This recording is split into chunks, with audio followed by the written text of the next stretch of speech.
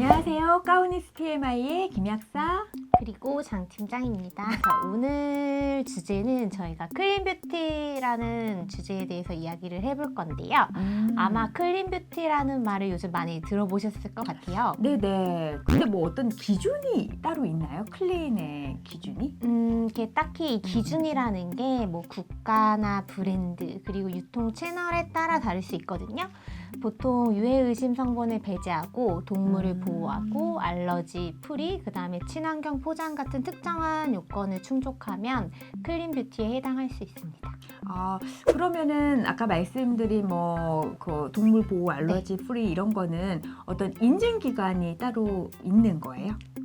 알러지 프리나 이제 동물 보호 같은 경우에는 뭐 특별한 인증 기관이 있는 건 아닌데 이게 클린 뷰티라고 해서 인증 기관이 있는 건 아니고요. 내가 동물 보호라는 개념에서 보면 동물 실험을 하지 않았다라는 그런 비건 인증 비슷한 인증 기관이 있는 거는 맞고요. 네. 하지만 클린 뷰티라는 인증 기관은 따로 없어요. 근데 이 개념에 어디서부터 시작됐는지라고 보면 영국 브랜드 렌이라는 브랜드가 있거든요.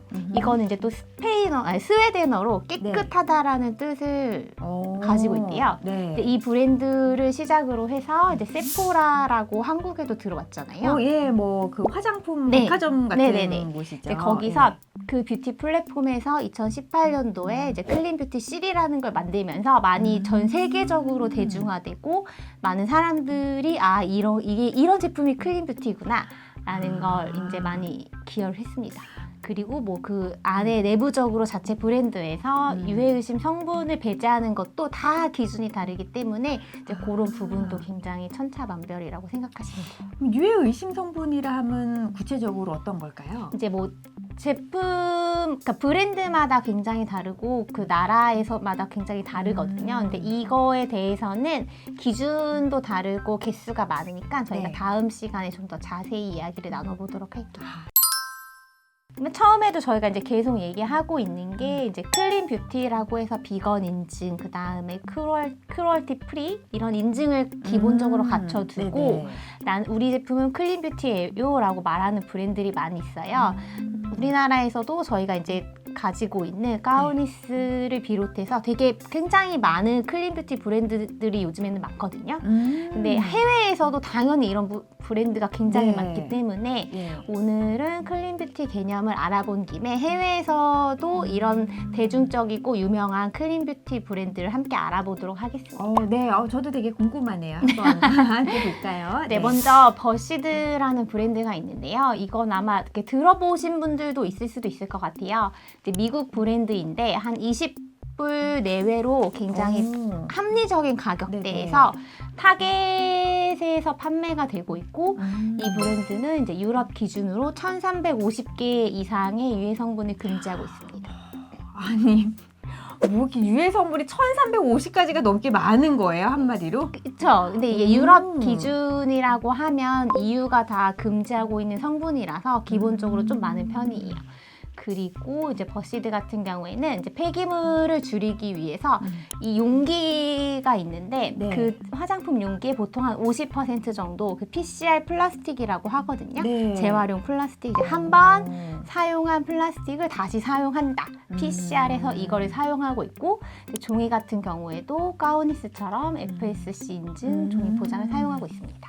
안 그래도 이제 이 친근한 인증이잖아요. FSC. 우리 가오니스에서도 이 종이 포장재를 사용하고 있는데 바로 이제 이런 부분들이 친환경 포장 부분이라고 할 수 있는 거죠. 맞습니다. 그리고 그 버시드 같은 경우에는 리핑 버니라는 비건 인증을 받았는데요. 이 리핑 버니 같은 경우에는 북미에 있는 8개의 동물보호단체가 함께 만든 인증기관입니다. 아까 이런 비건 인증이 한마디로 동물 보호라는 개념에 자동으로 들어와 있다고 이제 우리가 보면 되네요. 그래서 이 리핑 버니 비건 인증을 받은 다른 유명한 제품들 같은 경우에는 이제 누구나 많이 알만한 더바디샵, 그다음에 버츠비, 더마톨로지카 제품 등이 있어요. 더마톨로지카는 사실은 어떻게 보면 상당히 화학적으로 저는 좀 느껴졌는데 이게 비건이었구나. 자, 그 다음으로 두 번째 얘기할 거는 이제 툴라라는 브랜드인데요. 이거는 조금 특이한 게 위장병 전문의가, 네. 그러니까 닥터 로시니 라즈가 만든 브랜드입니다. 위장병 전문이면은 뭐 내과 의사 쪽일 네. 텐데 뭐 장, 위장 이렇게 관련해서 화장품을 이렇게 뭐 만드는 네, 분일까요? 맞아요. 이분 같은 경우에는 이제 뭐 장 건강이 굉장히 중요하다라고 생각을 해서 프로바이오틱스랑 네. 그다음에 슈퍼푸드를 기반으로 한 스킨케어 제품을 만들었는데 이 설립자가 직접 20년 동안 프로바이오틱스를 연구를 했다고 합니다. 장 건강하면 사실 또 이 김약사 아니겠습니까? 네, 저도 이제 제가 직접 이 프로바이오틱스 네. 제품을 이제 섭취하는 것을 만들 정도로 저 또한 신경 쓰고 있는 분야이긴 한데 그렇다고 사실은 우리가 프로바이오틱스를 바른다고 장까지 미치진 않잖아요. 그런데 네. 아무래도 그런 미생물, 피부 미생물도 저희가 중요하다고 처음에 네네. 계속 얘기를 했잖아요. 그 워터 대체수 얘기하면서 마이크로바이옴 워터. 그런 피부 미생물 균형을 유지하고 이걸 회복하는 게 이제 전반적인 피부 건강에도 좋다라는 네네. 그런 기본 개념을 가지고 있어서 이 제품을 만들었고 그 다음에 뭐 1600가지 성분을 배제하고 있다고 합니다. 아까보다 좀 더 많은 기준. 아니 그러면은 만약에 이런 우리가 클린 뷰티가 아니다라고 하면은 유해 성분이 이렇게 막 수천 가지가 있나 봐요. 화장품에 넣을 수 있는 게. 이게 말로는 이제 유해 성분이라고 하는데 그 유해 성분이라고 해서 무조건 나쁘다라고 말을 할 수는 없고 보통 사용 기준이나 배합 한도가 어느 정도는 다 정해져 있는 그런 성분들이 많은데 네. 그 중에서도 그러니까 조금이라도 피부에 어떤 악영향, 안 좋은 영향, 뭐 좀 더 피부를 민감하게 한다든지 알러지가 생길 수 있게 한다든지 그런 부분을 이제 최대한 배제했다라는 걸 기본으로 또 생각을 하시면 돼요. 그러면 가오니스는 몇 가지 종류를 배제하고 계신가요? 저희가 이제 또 다음 시간에 좀 더 얘기는 하긴 할 건데 네. 이게 하나하게 세세하게 세보진 않았지만 네. 요건 저희가 좀 더 확인을 해봐야 될 것 같아요. 네. 세 번째는 인딜이라는 브랜드인데 이 브랜드도 특이한 게 이 창업자가 2008년도에 뇌암을 진단받았고 네. 시한부 판정까지 받았다고 합니다. 6개월. 6개월이 남은 시점에 좋은 클린 뷰티를 만든 건가요? 이제 네. 남은 시점이라고 하기보다는 네. 왜 내가 뇌암에 걸렸을까? 이제 의사랑 아무래도 얘기를 하면서 네네. 이건 환경적인 부분에서 뇌암에 걸렸을 수도 있다라는 이야기를 듣고 네. 이제 본인이 암 투병을 이겨낸 다음에 그럼 이런 부분을 좀 배제하고 피부에 닿는 것부터 조심하는 게 좋지 않을까? 라는 그런 생각을 한 다음에 이 스킨케어 브랜드를 만들었더라고요. 이겨낸 다음에 네, 맞죠. 너무 다행이네요. 네. 사실은 이제 이런 좀 스토리가 있으면은 신뢰감이 확 닿아요. 그렇죠. 네. 아무래도 그 본인이 직접 음. 이런 문제점을 가지고 이런 걸 좀 바꿔서 좀 좋은 제품을 그쵸, 만들 수 네. 있는 그런 부분이 딱 와닿잖아요. 정말 근데 우리가 어떠한 이런 거를 만들기 전에 네. 자기한테 어떤 체험이 이렇게 오는 경우가 많은 것 같아요. 아. 네. 이 제품이 사실은 우리가 굳이 안 만들어도 되잖아요. 너무나 네. 많은 좋은 제품이 네. 있기 때문에 안 만들어도 되는데 어떤 브랜드가 새로 생겨날 때에는 이렇게 들여다보면은 그런 스토리가 있는 경우가 많은 것 네, 같아요.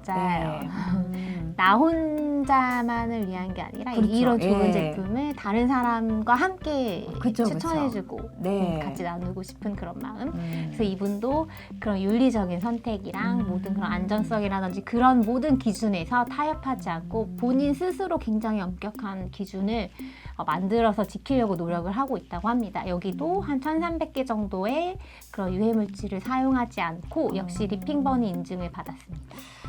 이렇게 몰랐었는데 이렇게 약간 듣고 나니까는 클린 뷰티라는 카테고리가 상당히 좀 신뢰가 가는 카테고리의 화장품이네요. 좀 네. 더 뭔가 비건 인증 이런 것보다 좀 더 네. 큰 상위 개념이라고 그렇죠. 네, 한 단계 생각하시면 돼요. 더 좀 그런 개념이네요. 네. 클린 뷰티. 보통 네. 그런 뭐 크루얼티 프리 동물 보호 이것까지 다 같이 가져가기 때문에 네. 이게 지금 뭐 한국뿐만 아니라 전 세계적인 그 트렌드가 되고 있어서 우리나라 같은 경우에도 굉장히 그 대표적인 그 드럭스토어가 있잖아요. 네네. 올리브영. 여기에서도 자체 클린뷰티 인증을 만들어서 그 해당 제품들을 판매하고 있습니다.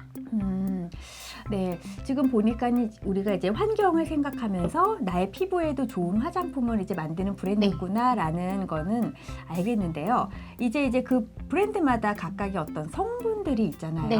지금까지 이제 소개해주신 브랜드들은 뭐 1,300가지, 뭐 1,000여 가지 이상의 어떤 유해 의심 성분을 배제하기도 했다고 이제 하셨는데, 네. 그런데 이제 또 1,000여 가지 이상의 이런 유해 성분 의심들을 배제하기도 했다는 거군요. 네, 맞습니다. 그래서 EU에서는 화장품 원료 사용하는 게 굉장히 그 기준이 까다로워서 기본적으로 제한되는 성분이 많이 있습니다. 그런 것까지 다 포함하면 네. 1,000개, 뭐 1,300개, 1,600개 이렇게 굉장히 세세하게 많이 나오기 때문에 숫자가 엄청 많다라고 하는데 네. 그럼 기본적인 거는 당연히 한국에서도 사용을 할 수 없을 거다라고 생각을 하시면 될 것 같고 네. 근데 우리나라에서는 그 예전에 나온 그 대한민국 화장품의 비밀이라는 책이 있어요. 네. 거기에서 언급한 한 20가지 정도의 성분이 있는데 네. 이 20가지 유해 의심 성분들을 기준으로 보통 많이 이야기를 하고 있습니다. 아, 우리나라는 이제 한 20가지. 네네네. 네, 그게 구체적으로 어떤 성분들일까요? 이거는 좀 내용이 좀 더 많고 디테일하게 들어가야 되기 때문에 오늘 말고 다음 시간에 저희가 이야기를 나눠보도록 할게요. 네네. 그럼 오늘은 이제 큰 의미의 어떤 클린 뷰티란 무엇이고, 네. 클린 뷰티는 우리가 우리의 환경도 생각하고 나의 피부도 생각하고 네. 어떻게 보면은 후손을 또 생각하는 거잖아요. 네, 맞습니다. 예, 후손도 생각을 하고 또 그렇네요. 뭐 동물도 생각하고 지구도 생각하고 유해 물질도 생각하고 하는 정말 큰 의미의 네. 클린 뷰티. 네, 오늘 정말 좋은 말씀 잘 들었습니다. 그러면 오늘은 약사님이랑 클린 뷰티에 대해서 알아봤고요. 다음에는 더 유익하고 아름다운 이야기로 돌아오겠습니다. 오늘 내용이 좋으셨다면 구독과 좋아요, 알림 설정 부탁드립니다. 고맙습니다. 감사합니다.